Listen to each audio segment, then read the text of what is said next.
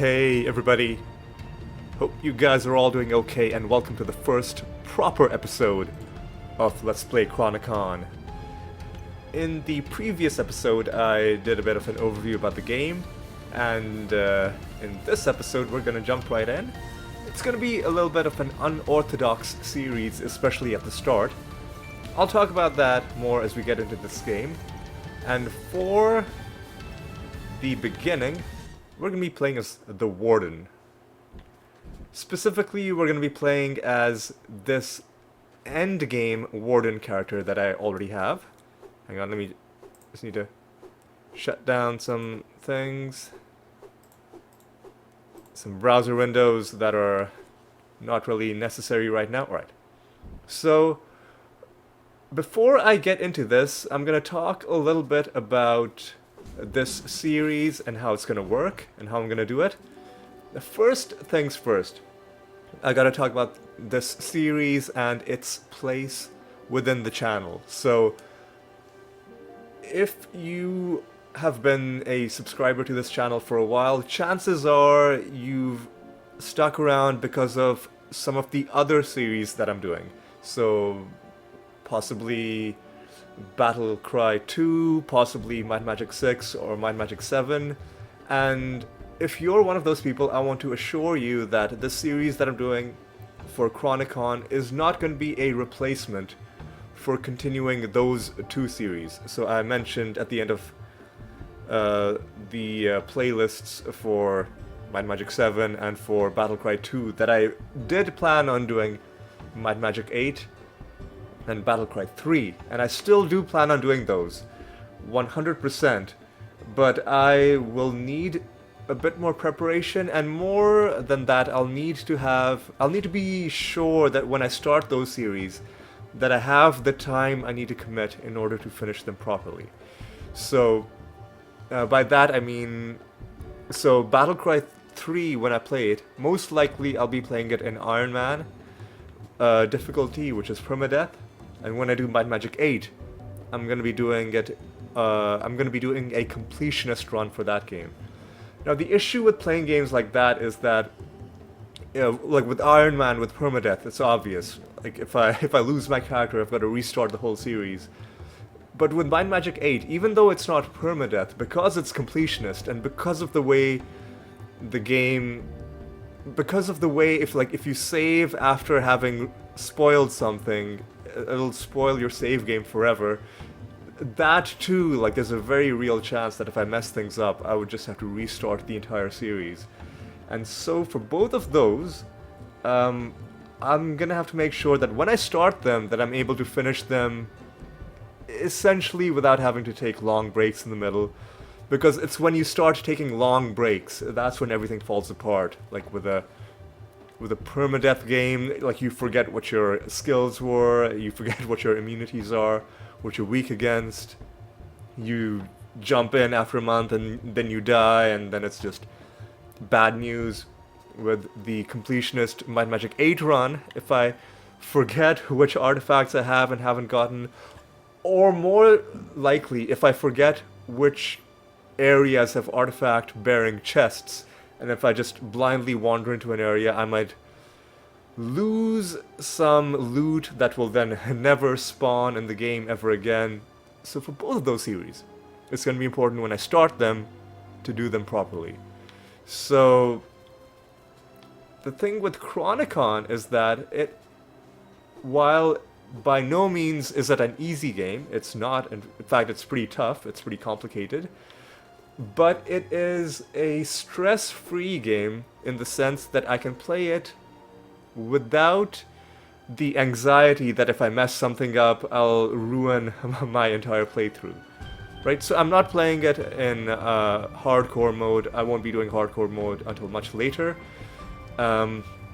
So playing it right now in softcore mode, the worst thing that'll happen is that I die a bunch and I lose some experience. In that sense, it's not that similar from Diablo, and losing experience sucks, but I can gain that back just by, playing a few more hours as opposed to having to do the entire character all over again.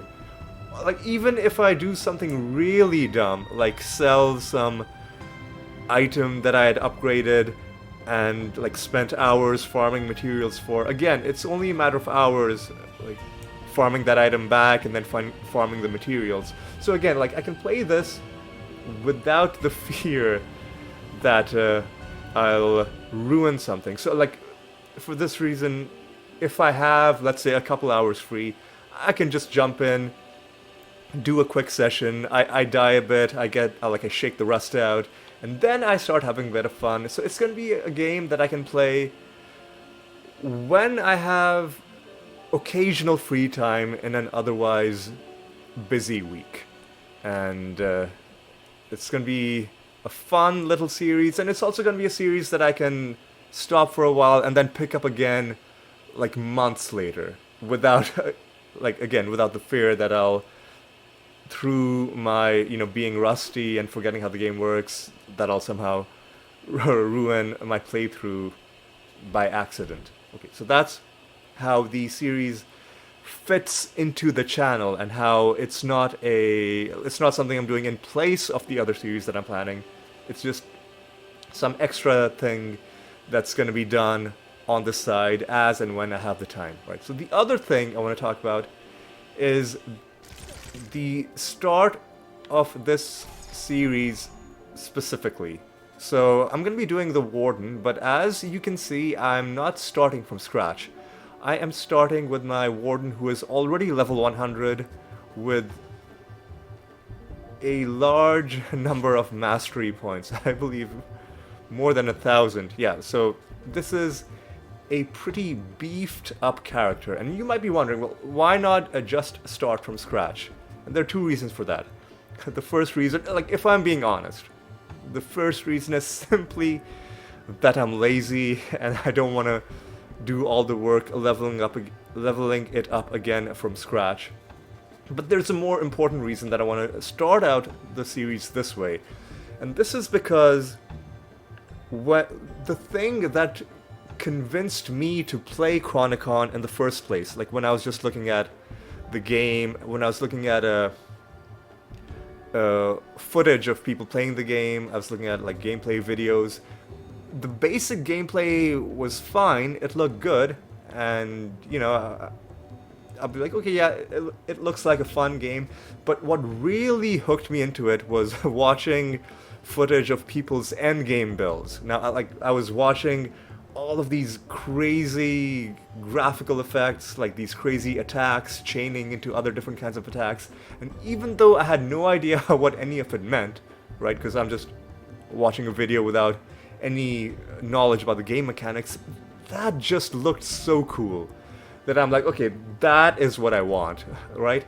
I want to play this game with that as something to aim for, that I'm gonna get my own crazy endgame build. And so for that reason, just to whet your appetite, we're gonna be starting with this character who is already in the endgame, and then after this endgame run is done, then we'll start a character from scratch. Then we'll start a character from level 1, in a different class, obviously, and then level them up and get the fuller experience that way. But yes, I wanted to start out in the end game, just because like the end game is where Chronicon really shines. Like the base campaign is fine, it's fun, but number one, it's not that long. Number two, like the item levels and the way items spawn, you're locked from getting the really fun items, the really fun synergies, and the fun gameplay modes, like doing greater anomalies or going into the expedition, if I can open it correctly. Those are only things that you can get in the actual endgame. So I wanted to show you guys this, just to show you how cool it was, because, like, I guess it's a judgment call on my part. I do want people to like this game as well, like, not just to watch the series, but to feel like this would be a game that they would enjoy playing on their own time, and not simply watching. And I think, like, maybe I'm wrong, maybe other people would like to see a character from scratch, but I think the endgame gameplay is more fun. Alright. Now, how is this endgame series going to work? Well, for this character, I've got a few things that I want to do. So I'm not that big into achievement hunting when it comes to this game. I care more about setting my own goals for how I want to advance my characters, and some of the goals I set don't even have achievements associated with them. But nonetheless, there are a couple things I want to do. Some of them have achievements for them, some of them don't. The main thing is, so if you go to the expedition tree, you'll see there are different these passive nodes that you can put skill points into. One thing that I want to do is raise. So there's a special achievement for having a skill with a max rank of 100 and taking it all the way to 100, and it takes a lot of resources to do that. It'll take golden crystals and regular crystals as well. So that's one thing I want to do. I want to raise one of my skill points to 100. The other thing I want to do is I want to upgrade all of my beasts to their final forms. Now, if you look, you see my flame beast is already upgraded, and in fact, flame beast and even my rune beast is already fully upgraded. But these other two, I forget the names of the beasts, but the other two beasts, like the ice beast and the forest beast, this tree beast, the one that needs tree and bark, those ones have not been fully upgraded. I want to upgrade those as well, and that is going to be kind of the one thing that I want to do. I won't be doing this for all the characters. For most of the characters, I'll just be focusing on one beast, like one, and then getting it to the max rank, and then getting the artifacts I want equipped onto the beast. But I wanted to have at least one character where all the beasts have been raised to their maximum tier. Alright, I think I've spent enough time talking and just wandering around. I think it's time to jump right in, but before I jump right in, I need to familiarize myself with how I'm gonna do.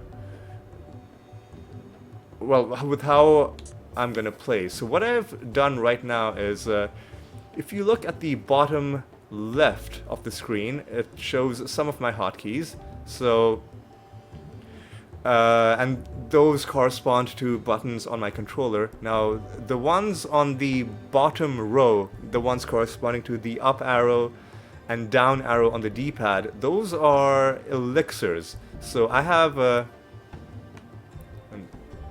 unfortunately, I think part of it might be getting cut off just because of how many different things there are. But you see I have these injectors, I think, right? Oh, sorry, no, these are the ones. These are the ones. These are, well, they're also here, but this is them in my actual bar.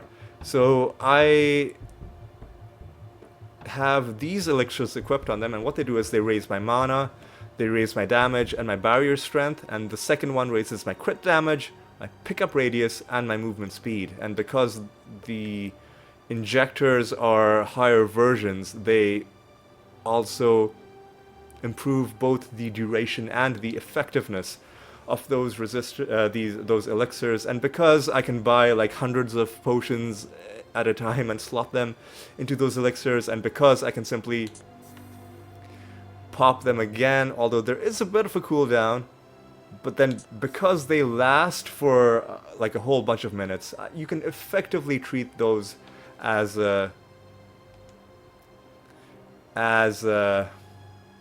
permanent bonuses to those stats. Now what I'm gonna do is to get into the swing of things. We're gonna be doing Elite Dungeon anomaly or a regular dungeon anomaly? No, endless dungeon anomaly. We want to do an endless dungeon anomaly because this is the one that will give us golden crystals. It'll also give us memory essence. It'll give us some regular crystals as well, and of course some experience. All of those are things that we need, but mainly I'm doing this just to get myself acclimated to how my character works, and finally, after like what feels like a very long time of just talking, we are in the actual game and we are fighting. Now, it's pretty chaotic and it might be hard for you to see exactly how I'm able to do damage and how these enemies are dying in this tier 50 endless anomaly. Now, this is where I should explain my build and how the build works. But I've got a bit of a kill streak going on, so I'm gonna wait until I finish this floor before I talk about the build. And in the meantime, you can just watch these enemies that I'm fighting get shredded, and you know, they're not having a good time. Well, I'm about to lose my streak. So I lost my streak, and I'm not ready to progress yet because I've only cleared 75% of this anomaly. So let's talk about my build. So my build is based around the High Rangers set. If we inspect it, and if we look at the set bonuses, those are the ones highlighted in yellow, let's look at what it gives for us. So, like the bonus number 4, the damage reduction is good, but in... Sorry, is someone attacking me? I thought I heard something, but I guess I'm just imagining things. Anyway, so the offensive bonuses that it gives us, that is how we're able to do damage to enemies. Look at bonus number 2, bonus number 3. So number 2 is giving us a 100% chance for overdraw and double draw to trigger, and the same bonus is also increasing the damage for razor tips. Now, bonus number 3 allows razor tips bleed to stack infinitely, and also it further boosts double draw in a very like it also gives an extra bonus to the damage of double draw. Sorry, I was having a bit of trouble parsing the way the game phrased that for a second. Now, you might be wondering, hey, what exactly is overdraw? What exactly is double draw? What is razor tips? How does any of this work? Well, for this, we're going to have to go into our character skill tree, and specifically here. Sorry, yeah, okay, so I have to remember where all of these skills are, actually. Hair's overdraw. This allows our arrows to penetrate foes. Here's... Where was double draw? Here's double draw, okay. So our skills are kind of in a few different spots on the skill tree, the relevant skills. So this is what double draw does, where arrows will... Like, you'll draw and shoot multiple arrows in your initial shot. And what overdraw does is those arrows will then penetrate, and you'll remember the set bonuses also talked about something called razor tips. Now, razor tips are actually built out of splinter. So before we can talk about razor tips, we have to look at what splinter is. Now, what splinter does is that when you use physical skills and our basic attack, quick shot, rapid shot, that is a physical skill. You can see that because right next to where its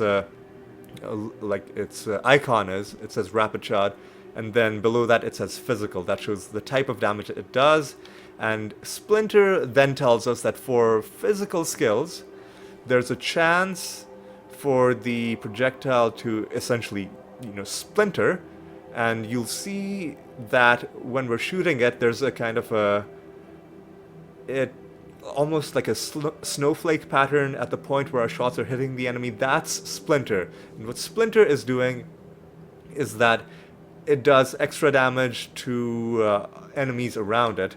And what Razor Tips then does is it causes Splinter to do bleeding damage.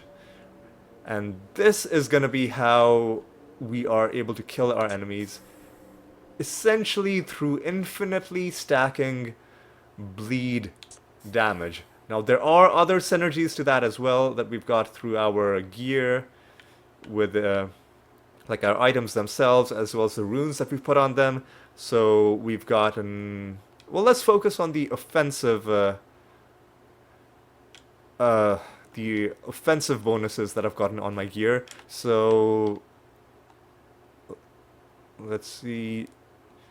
Let's look at our gear itself before we look at the runes that are helping us. And in terms of our gear itself, D'Artagnan, and the amulet Athos, those ones are boosting our damage, like our damage as a whole. So in a very interesting way, like it adds all of our damage bonuses to the damage of our highest damage element. In this case, it means that all of our other damage bonuses are now going straight into physical damage. That's why if we look at our stats, you'll see our physical damage is way higher than all of our other damage types. That's because all of those are getting added to our physical damage. That's one thing that's helping us. Also helping us is, I guess that's the main thing in terms of the direct enchantments on the items themselves. The next thing that's helping us a lot is, of course, the greater runes that we've got. And those are ones, I've really kind of curated them for this build. So I've gotten the lesser rune for Heart Piercer, which I think is a either a unique, I think it's a unique item. So it's a lesser rune, and it boosts the damage for Razor Tips. And I've also got a greater rune where Rapid Shot and a few other skills, but Rapid Shot is the one that's relevant to us, will just fire an absurd number of projectiles, and then those shots will also do extra damage. And what else do we have that's helping us? We've got so I think that's a defensive bonus on Vestige of Lost Souls. Ah yes, here's another offensive bonus that we have. The bonus from our cape, which is converting our maximum mana into damage. And there's also, sorry, like I've gotten such a intricate web of bonuses connected to other bonuses that it's hard to give at a glance everything and the way it's working together. So this is changing our maximum maximum mana into damage. And then we've got this thing which is boosting our maximum mana. Like, it might have seemed odd that I had this greater rune boosting our maximum mana, because I'm not really using mana for this build, but it only makes sense when you then see this bonus, because then that maximum mana, a huge portion of it, is being converted into damage. Not only that, but I do extra damage. So, like, bleed does extra damage to foes that are chilled. And how does that help us? Well, it's because yes, so the gem, one of the gems on the arrow, the one below the overpower gem, that is giving us the chill effect that we need for the chilled blood to then do even more damage. And so those, I think, is the gist of our offensive bonuses. And then for our defensive bonus, the main one is this one. So it is draining a part of our maximum mana to create a shield. And if you look at our health is a tiny sliver. Like, if we start taking health damage, we're gonna die almost immediately. The reason we're not dying almost immediately is because we've got a huge shield which is based off of our maximum mana. Now you might be wondering, hey, isn't that an anti-synergy or like a competing synergy with this one where our maximum mana is also going into our damage? And you are correct. So that one is consuming our maximum mana and adding it to damage, but it's also taking away mana that would otherwise go into our shield. And so, yes, our shield is lower than if we didn't have our mana going into our damage. But ultimately, even with the vastly reduced maximum mana that we have, it is still giving us more than enough of a shield in terms of what we need to survive, at least on tier 50 on the regular endless anomaly. Of course, we've got to be careful. Like, we can't just sit here and tank all of the like high damage attacks from the enemies. We've got to play a little bit intelligently as well. As long as we're keeping our wits about us, it'll be hard for the enemies to kill us without doing, something special. That said, even at this level, sometimes if I take my eye off the action and then like a high damage enemy shows up, I have occasionally been taken out by enemies, but it doesn't happen often. It does not happen often. Alright. I'm gonna run around and scoop up all this loot, and I guess we'll just kill any enemies that are on the way, but we're just gonna mainly run back to our exit, which we found ages ago, but we couldn't get to it because we hadn't finished the anomaly yet. By the way, to get through anomalies, you essentially have to kill enough enemies. Once you kill enough enemies, the exit will be activated, and then you can proceed into it. So, yes. Now that I think we've gotten a good... At least, I realize it was really confusing when I was explaining my build. To be perfectly honest, it's confusing even to me, and I picked up some garbage. I just want to drop this. Yeah, I don't really... not interested in picking up scrolls at this point. There are things you can do with scrolls, but I'm not worried about those just yet. Right now, I've got my other objectives. I want to get those done before I worry about how scrolls would maybe fit into my build. Like, there are things that you can do with them, some fun things, but I don't want to overcomplicate the game either, right? Because there's so much in this game that if you try to do all of it at once, it can get a bit overwhelming. So that's why I sometimes will deliberately not bother with things, even though they could technically improve my build, just because it becomes too much to think about all at once. Alright, let's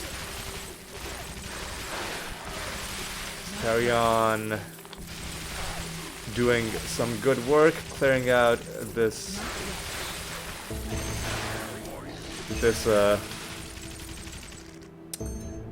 anomaly level.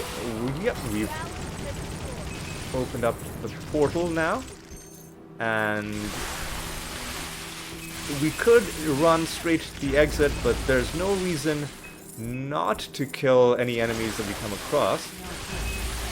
We do want to get some more crystals, we do want to get some more experience, and we do have a healthy killing streak right now. Right now it's gone past 250, and the way... oh no, we weren't able to chain these enemies.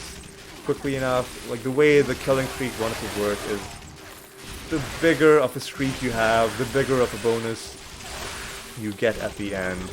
Like, 250 is pretty decent as well. It would have been nice to chain it even more. Alright. Alright, let's clear out the enemies that are close to the exit, and then let's talk about one thing that I forgot to mention, which is the beast, another important part of my build. So this beast is at the highest level, which means it can equip all tiers of artifact, and so I've got 6 artifacts equipped. You can have two of the triangle ones, which are the low level ones. You can have 2 of these diamond ones, which are the mid-level artifacts, and then 2 of these star-shaped ones, which are the high-level ones. Let's talk about what each of these are doing. So this one improves my pickup radius. This is just a convenience thing. It'll help me get items and other materials from farther away. This one will mark maps on the mini-map. Sorry, mark chests on the mini-map and other secrets. Again, a convenience thing. Usually you can see chests pretty easily, but sometimes, like right now, you see my character is hidden by the wall. Sometimes a chest might be hidden by the wall like this as well. And unless you're like going into like every part of the map and pressing A like compulsively like this, which I think you would agree, pretty tedious way to play the game. So having that artifact equipped is just a way to make sure that you're able to hit all the chests. And it's, in general, a good thing to hit all the chests, because you might as well get the extra loot. And hey, like, each chest you hit is a chance that you might get, you know, that one special thing that you're looking for. So let's look at the other artifacts. Now we're gonna start getting to some of the ones that are boosting our actual skills. So this one is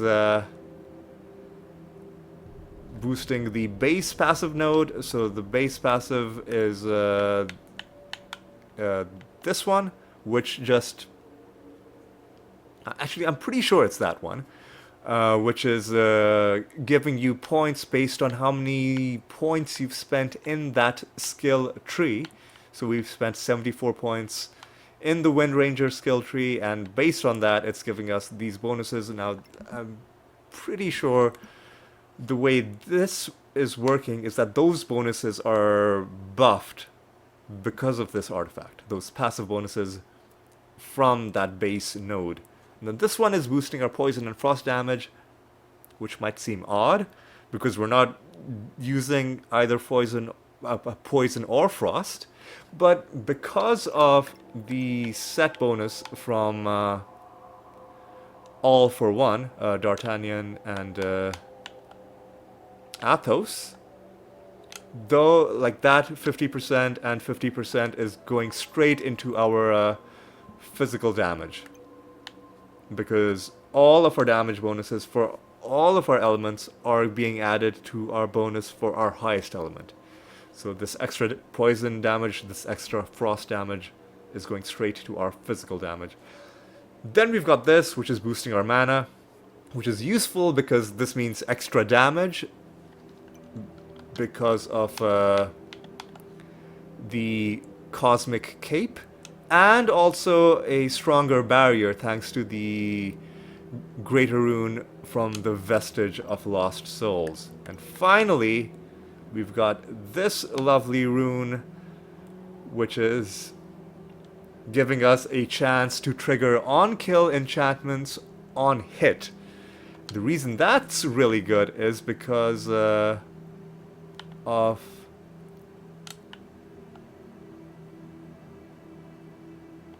I'm trying to see where it is. So somewhere we've got a okay, I think it's yes, it's on. It is on our ring. It is the enchantment right below health on hit. It's the 15% chance to increase damage by 25%. After killing a foe, it can stack up to 5 times. So instead of on kill, this will now have a chance to trigger on hit, which means essentially, like, because we hit so many times per second, especially when there are lots of enemies around. Like, look at how many projectiles we're shooting, and they're piercing. They're hitting enemies behind them. Because we're hitting so often, and because that on kill has been turned into on hit, essentially what's happening is we have that bonus kind of permanently, that 5 stack damage bonus, just because of how often we're hitting. Like, the key there is the fact that the on-kill bonus was turned into an on-hit bonus. And if that sounds complicated, then it's because it is. This is a very complicated build. But despite how complicated this build might seem, I don't even think it's the most complex that you can get. I suspect that you can get even crazier builds with even crazier interactions. But I kind of lucked into this particular build. I built it myself without relying on too many guides. Not that there even are that many guides in this game, because it's still a bit of a newer game and a bit of a more obscure game, but I almost feel like that makes the game more fun, because like I'm forced to kind of find my own path. And this path that I found, I think it's working pretty well. We'll see how well it continues to work as we continue to raise the difficulty by clearing more and more of these dungeon anomalies, which will unlock the higher tiers. Kind of like Greater Rifts in Diablo 3. But yes, so that on-kill, my elixirs ran out. That's a pretty big oversight on my part.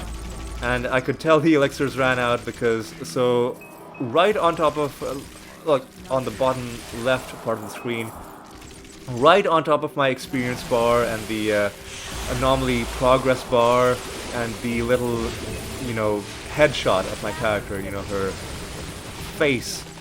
On top of that, you see all my buffs, and to the right, you see the bonuses that I'm getting from my elixirs.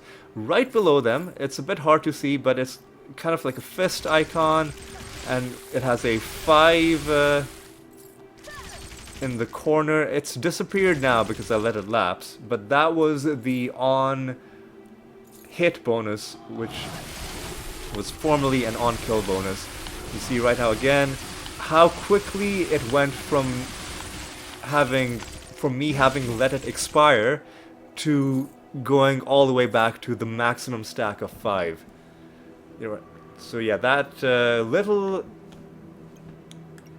combination of this artifact plus this item property is doing some really good work for us. And now it's time to hit the boss. It's time to hit the boss. Let's do it. And hopefully the boss doesn't kill us. If we die to the boss in these anomalies, I think you don't get credit for finishing the anomaly, and then you don't get the final reward. But because we killed the boss, we got our reward, and we're done. Now it's time to do the post-anomaly ritual of selling all our loot. And this is the one case where, like, I've talked in the past about how this game has some great quality of life features. This is one case where I feel like maybe the game could bring in some extra features in perhaps a future update. So you can hang on. So you can automatically sell from your beast's inventory, but you can only sell up to unique quality. You can't automatically sell legendary items. And so the way I sell legendary items is I have got to transfer them one by one to my own inventory. Maybe there's a more efficient way to do this. If you know of one, please let me know. But yes, this is the one change, or one of the changes that I would like, is that please give an option to automatically sell legendary items as well. I realize why you'd maybe not want to make it too easy to automatically sell them, because legendary items are important. A lot of your builds will be based around specific legendary items, but when you get late enough, once you've already gotten your, legendary items that you need, you'll still want to pick up the rest of them to sell, because, a few extra million crystals here and there, like, it adds up. But yes. I mean, we can talk in a later video about the extra quality of life improvements that I would like. That was just one thing I wanted to mention, because, like, it came up as I was selling the stuff. So yeah, I just wanted to go over that briefly. Alright, I think we are gonna wrap this up. This has been about like a 40-minute video already. Most of the episodes for this series are gonna be shorter than that. More in the realm of 20 to 30 minutes. This one was a bit longer because I had to talk about the series, then I had to talk about my build, I had to talk about my gear, and a few other things, and then we only got the chance to do one anomaly, and because we beat the tier 50, we are now able to do tier 51, which is what we will be doing next time. But yes, for this video, that is going to be all. Hope you had a good time. Hope you enjoyed it. Like, as confusing as it may have been, I hope it gave you a sense of the kinds of crazy builds that you can have in this game, and just the satisfaction of essentially building a chain of effects using your items and your your expedition passives, and the artifacts on your beast, your set bonuses, and just creating some crazy way to destroy your enemies based on all the options you have in front of you. And I hope that gave you a taste of this, and maybe even a desire to explore more of this on your own. So yes, that is going to be all for this episode, and I hope you'll join me for the next one, where we are going to continue with our Warden endgame run, our endgame playthrough. Excuse me, sorry. And yeah, we're gonna continue having a good time. But yes, until the next time, my friends, take care.